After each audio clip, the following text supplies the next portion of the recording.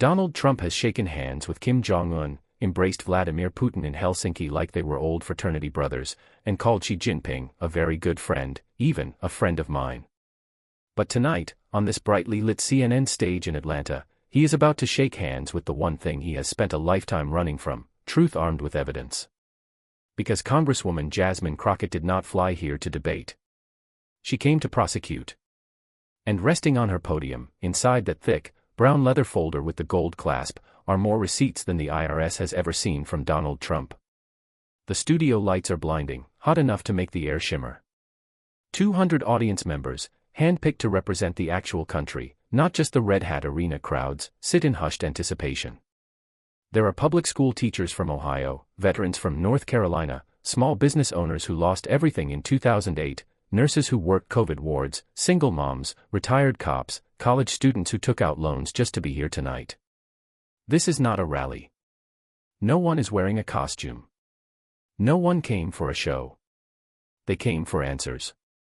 Jake Tapper stands center stage looking like a man who has already aged 5 years since soundcheck. The moderator's podium looks almost comically small between the two figures about to collide. On the left, Donald Trump in his navy suit, the knot of his blood-red tie dangling 4 inches too long as always, shoulders slightly hunched, chin jutting forward like he's daring the room to boo. On the right, Jasmine Crockett, burgundy blazer sharp enough to cut glass, hair in a flawless low bun, eyes steady, posture perfect, the calm of a woman who spent weeks preparing and still prayed on the way to the studio. Trump struts out first with that stiff, elbows-locked wave that looks like he's trying to hail a cab in 1952. The applause is polite, almost clinical. He can feel the temperature difference immediately. He adjusts his tie, sniffs hard into the microphone, once, twice, scans the crowd for adoration, finds none, and the corners of his mouth twitch downward. Jasmine walks out next.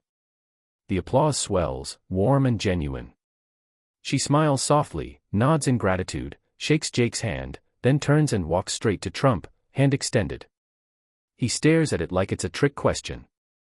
1 Mississippi, 2 Mississippi, 3 full seconds before he grabs it, yanking hard, the old power play grip.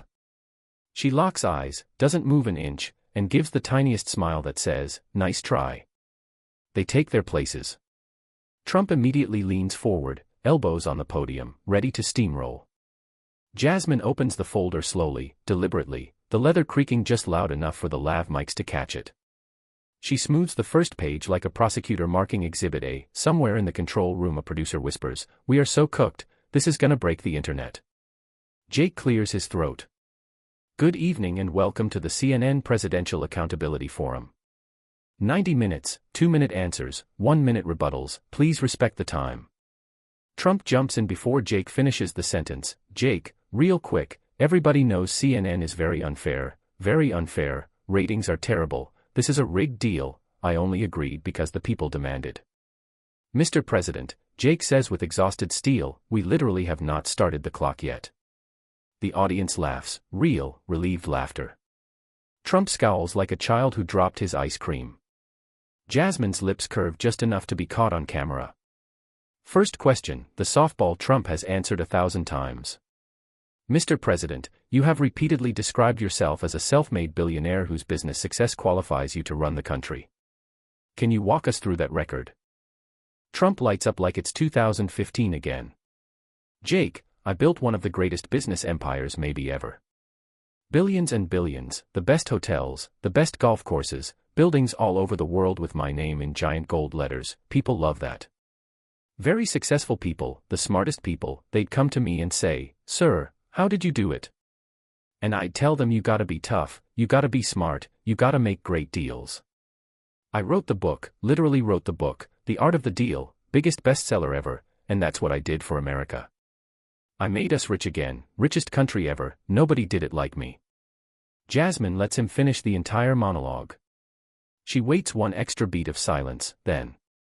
I'm sorry, did you say billions? Trump, irritated at the interruption, that's right, billions, more money than you'll ever. Then can you explain to the American people why, in 2017, a self-made billionaire paid $750 in federal income tax? The room freezes. You can actually hear the air conditioning kick on. Trump's face cycles from orange to crimson in 1.8 seconds. That was illegally leaked, total witch hunt, fake news. Jasmine opens the folder. The rustle is deafening. These were legally obtained by the New York Times, reporting so airtight they won a Pulitzer. $750.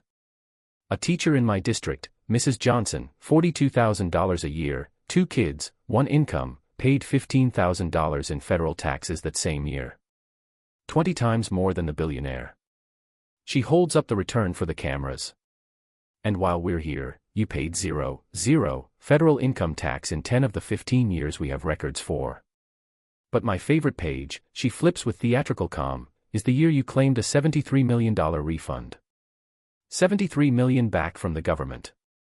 So while Mrs. Johnson was choosing between groceries and medicine, the government was writing you a check. That's not paying taxes, Mr. President. That's collecting welfare with better branding.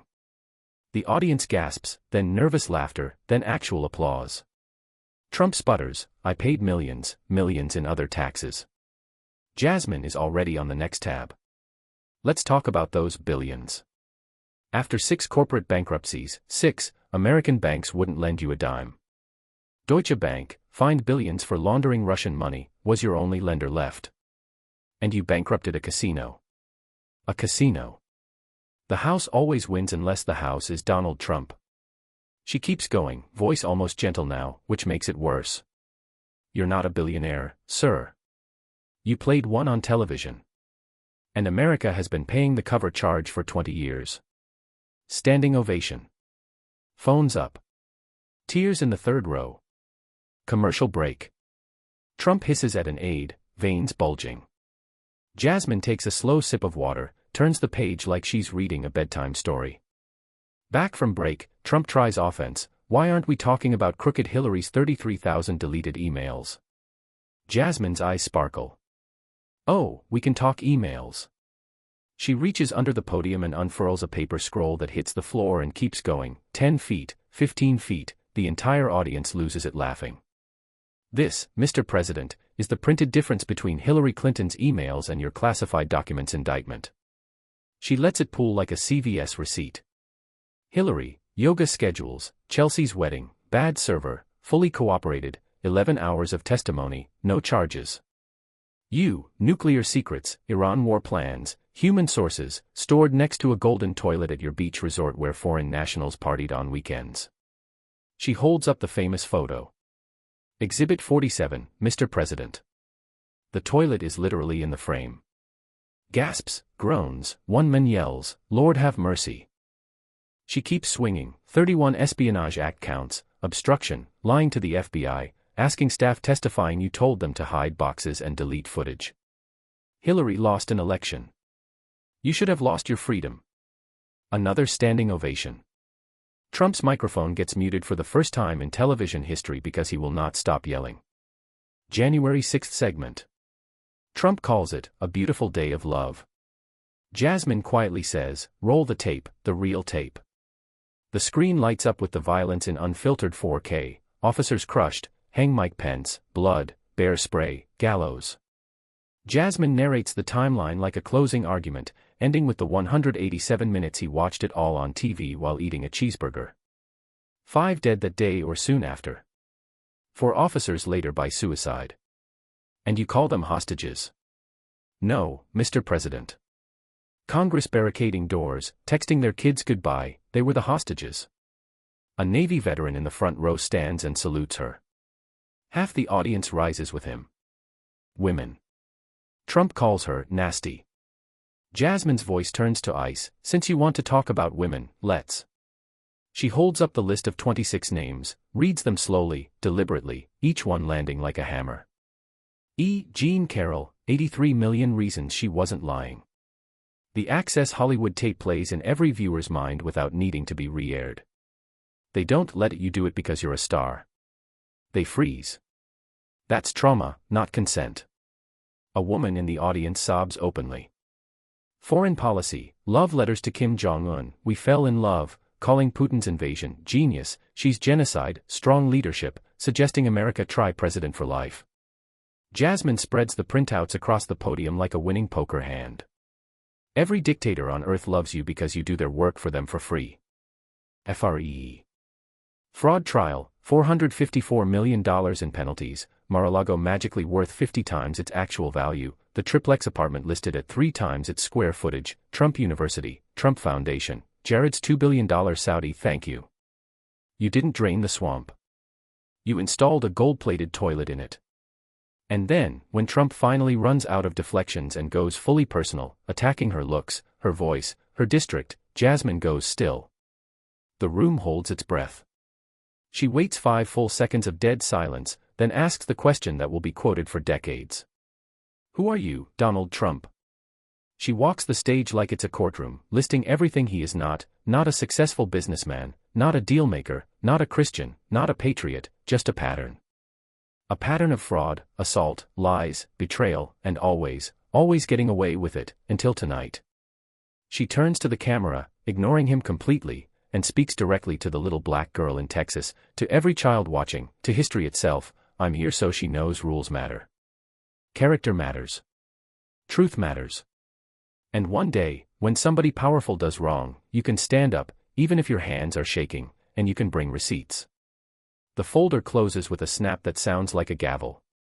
The audience is on its feet for 4 straight minutes. Trump storms off stage without shaking hands, aides chasing after him. Jasmine stands alone under the lights, calm, composed, already turning to the next page that will never be needed tonight because the case is closed. Within hours the full video is the most watched piece of television in internet history. Within days the folder is trending, the mirror speech is memorized, the receipts are taught in law schools.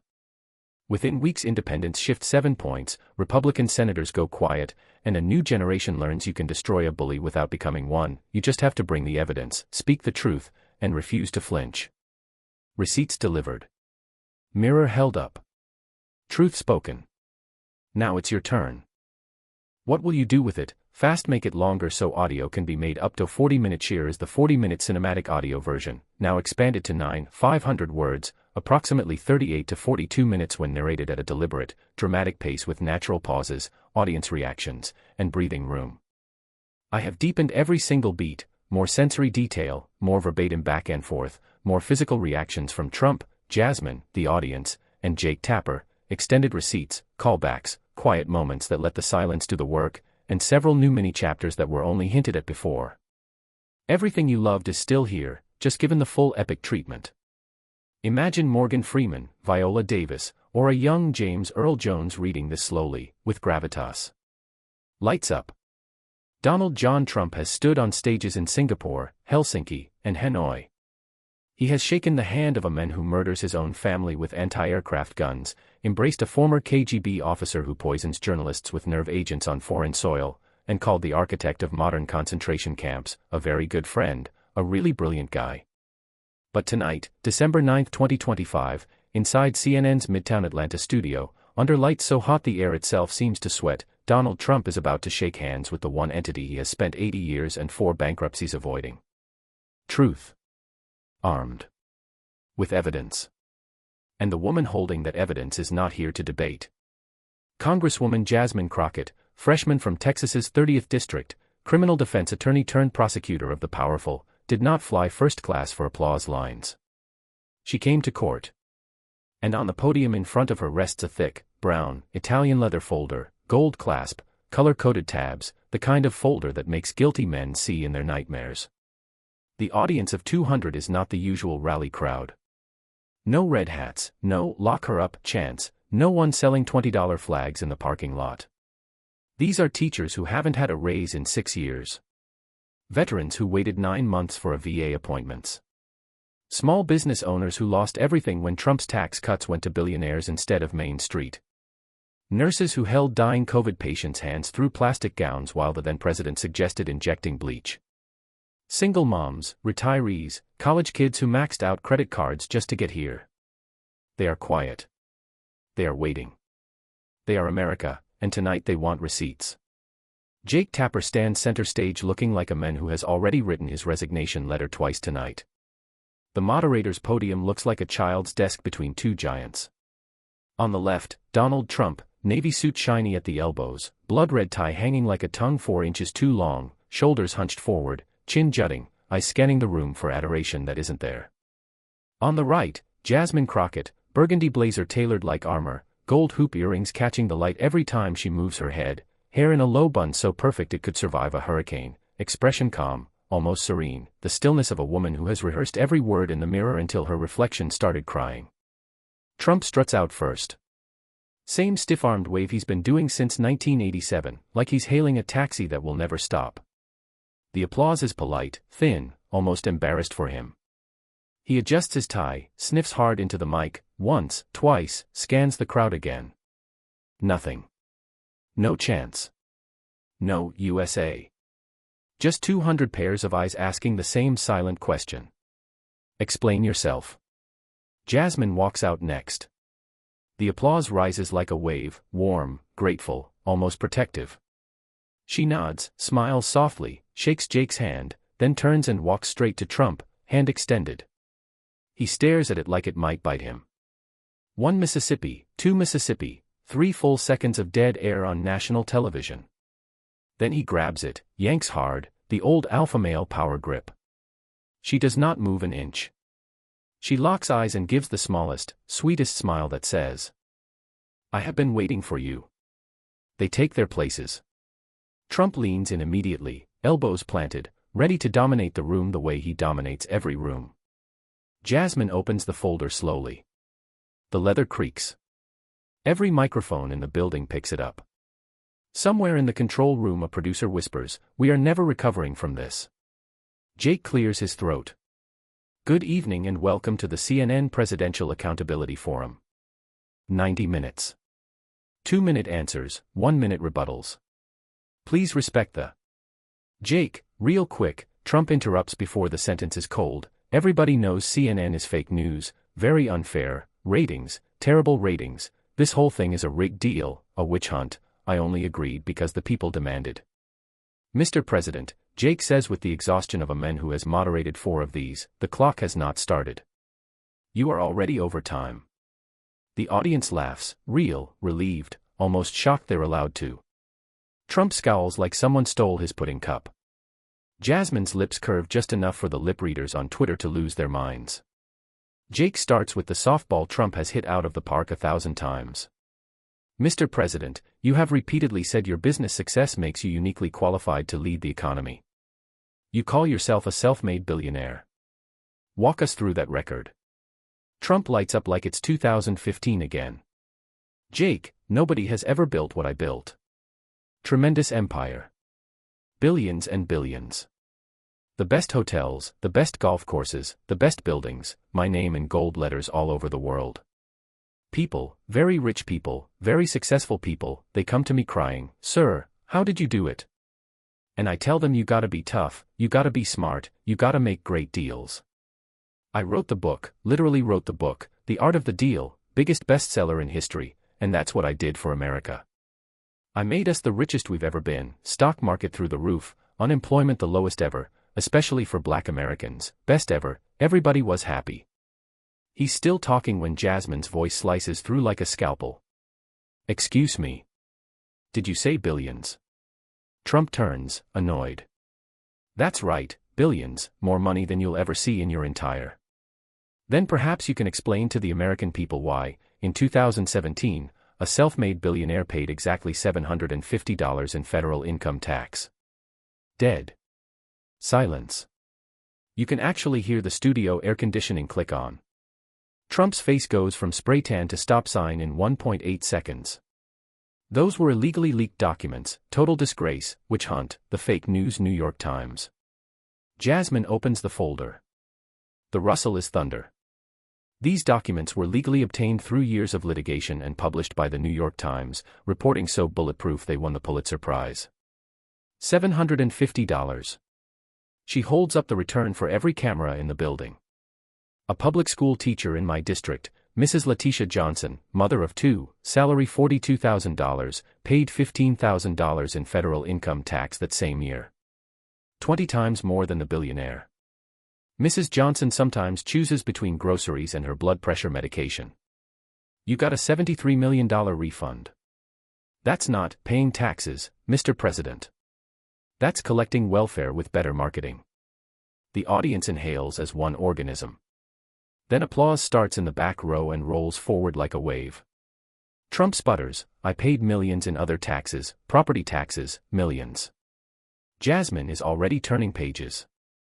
"Actually, you paid zero federal income tax in 10 of the 15 years we have records for." Zero. Nada. Goose egg. And when you did pay, it was $750 while claiming losses that let you write off $73 million. So while Mrs. Johnson skipped meals, the IRS wrote you a check. She lets that land. Then, almost gently, "Let's stay on this tremendous business empire. 6 corporate bankruptcies. Casinos, you personally bankrupted. A steak company. An airline. A mortgage company right before the 2008 crash.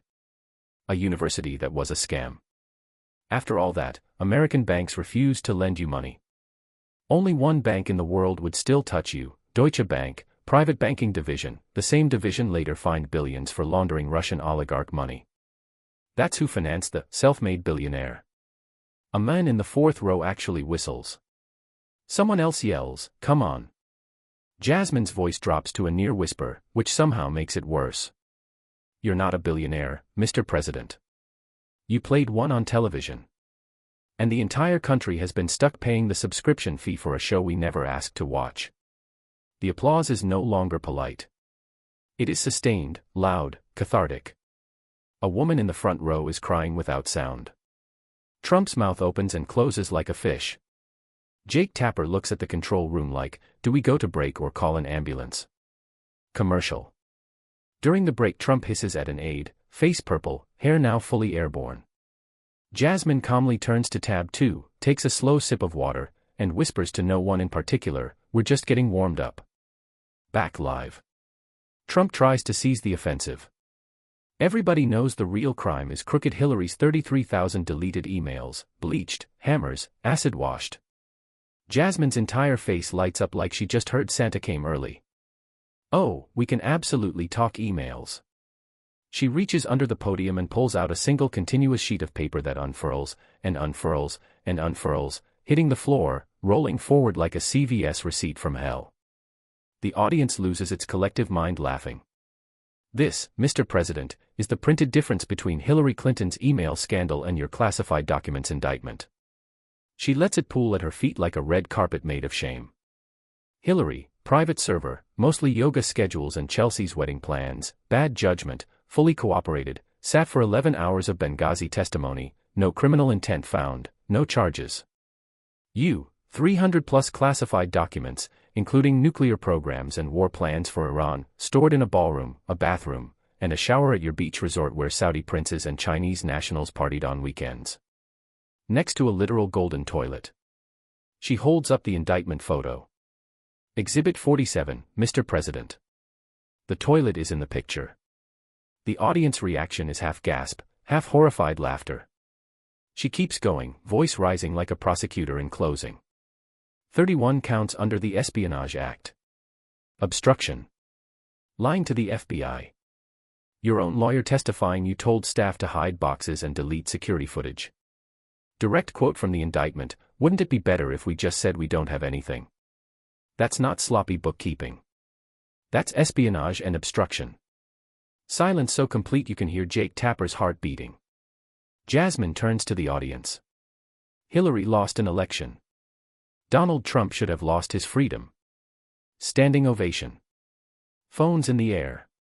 Trump screams something that gets muted for the first time in television history. A former president's mic has been cut. January 6th segment. Trump, January 6th was a beautiful day of love, patriots peacefully. Can we roll the tape? Jasmine asks quietly. The real tape. The screen behind them lights up with unfiltered bodycam and CCTV footage. Officers being crushed in doorways. American flags used as spears. Hang Mike Pence. Feces smeared on Capitol walls. Blood on marble. Jasmine narrates the timeline like a funeral director. 2:24 p.m. you tweet that Mike Pence lacked courage. 2:26 p.m. the mob erects a gallows and chants for his execution. 187 minutes later you finally tell them to go home, after watching it on TV, rewinding the riot like it was a football highlight, refusing every plea from your staff, your daughter, your chief of staff, even Kevin McCarthy screaming that people were going to die. She turns to him. 5 people died that day or in the aftermath. 140 officers injured. 4 later by suicide. And you call the people who beat cops with American flags hostages? No. The members of Congress hiding under desks, texting their children goodbye, they were the hostages. Your mob made them hostages. A Navy veteran in dress blues stands and salutes her. Half the audience rises with him. The applause lasts a full minute. Trump, now fully feral, screams, "You're a nasty woman, very nasty, probably the nastiest." Jasmine's voice drops to absolute zero. Women. Since you want to talk about women, let's. She holds up a single sheet with 26 names typed in bold. 26 women. Different decades. Different cities. Different circumstances. All with the same story. She reads them slowly, reverently. Jessica Leeds. Kristen Anderson. Jill Harth. Lisa Boyne. Summer Zervas. Jean Carroll, who a jury said you sexually abused and then defamed so viciously they awarded her $83 million. And when they showed you her photo in deposition, you said, quote, "That's Marla." You confused your rape accuser with your ex-wife. That's how interchangeable women are to you. The Access Hollywood tape doesn't need to be played, every single person hears it in their head. Jasmine quotes it anyway. When you're a star, they let you do it. They don't let you. They freeze. That's trauma, not consent. A woman in the third row is sobbing openly. A man behind her mouths, "Thank you." Foreign policy montage, love letters to Kim Jong-un, "We fell in love," calling Putin's invasion genius and savvy, telling he's doing a great job with the concentration camps, suggesting maybe America should try president for life someday. Jasmine spreads the printouts like a blackjack dealer with a royal flush. Every dictator on earth loves you because you do their propaganda for them for free. New York fraud trial, $454 million in penalties. Mar-a-Lago magically worth 50 times its tax-appraised value. Trump Tower triplex listed at 3 times its actual size. Trump University scam. Trump Foundation dissolved for stealing charity money to buy a 6-foot portrait of himself. Jared's $2 billion Saudi investment 6 months after leaving the White House. You didn't drain the swamp. You installed a gold toilet and charged the Secret Service to use it. And then, when Trump has nothing left but personal insults, Jasmine goes still. The room holds its breath. She waits 5 full seconds of silence you could slice with a knife. Then, softly, almost tenderly. "Who are you, Donald Trump? You are not a successful businessman. You are not a deal maker. You are not a Christian. You are not a patriot. You are a pattern. A pattern of fraud. A pattern of sexual assault. A pattern of lies, 30,000 documented. A pattern of betrayal, of contractors, of wives, of allies, of your own vice president while a mob wanted to hang him. And the most dangerous pattern of all. You always get away with it. Until tonight." She turns from him completely, speaks only to the camera, to the little black girl in Texas watching on her mama's phone, to every child trying to figure out what kind of country this is. The mirror speech lasts 4 full minutes and will be played at graduation ceremonies for decades. I didn't come here to win a debate. I came here so that little girl knows. Rules matter. Character matters. Truth matters. And one day, when somebody powerful does wrong, you can stand up, even if your hands are shaking so hard you have to grip the podium to hide it, and you can bring receipts. She closes the folder. The snap is sharp, final, like a gavel in a silent courtroom. The audience is on its feet for 4.5 minutes. Trump storms off stage without shaking hands, aides sprinting after him. Jasmine stands alone under the lights, calm, breathing steady, already turning to the next page that will never be needed tonight. The aftermath is biblical. The full video breaks every streaming record in history. #receipts folder trends for 3 straight weeks. Etsy sells 30,000 replica folders. Law school professors assign the closing. Civics teachers play the mirror speech. TikTok teens who have never voted in their lives watch the whole thing and cry. Republicans lose 7 net points with independents in 48 hours. Mitch McConnell is suddenly monitoring the situation. Mitt Romney tweets a single word, truth. The folder becomes a verb. When someone lies online, the reply is just a gif of Jasmine opening it. And somewhere in Dallas, a little black girl falls asleep clutching her tablet, replaying the mirror speech on loop, whispering to herself. She did it. So I can too. Receipts delivered. Mirror held up. Truth spoken. Now it's your turn. The question is no longer what Donald Trump is. The question is what we are. Because democracy is not a spectator sport. It is millions of ordinary people making millions of small choices every single day. Registering voters in the heat. Fact-checking your uncle's Facebook post. Donating $20.